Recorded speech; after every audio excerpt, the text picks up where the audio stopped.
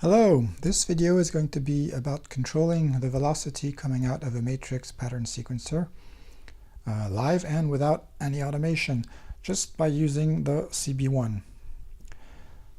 Here is the song setup that we're going to use. Basic matrix sequencer plugged into a subtractor.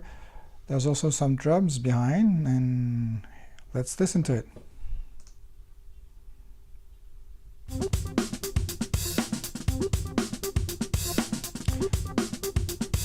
So the loop that we're going to modify is the synth lead that you're hearing in the foreground. For now, there's some velocity changes inside the loop, but not from loop to loop. So to do so, we're just going to insert a volt CB1 just after the matrix. And if we go to the back panel, we can see that there are two signals coming out from the matrix, a node CV and a gate CV. It's the gate CV that is sending the velocity, so this is the signal that we're going to modify through the volt CB1.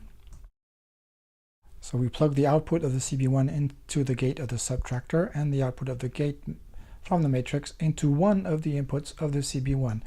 We're not going to use two inputs because we're just modifying one signal. We're not combining two of them.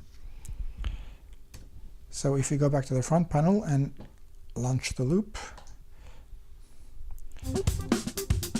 you can see that the output here on the meter seems half of the input. That's because we're using the average combining, and since the second input is 0, we're basically dividing by 2 the input. So if we want to use the input as the output, we just have to move the mix button here fully to A. And now you can see that the output is exactly the input. You can actually hear it too. So now we can control the intensity of the output and the input just by modifying the A multiplier, which is basically a multiplication applied to the input.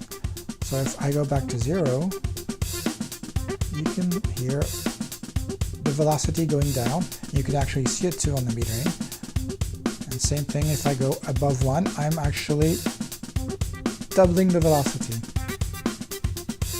It's that simple.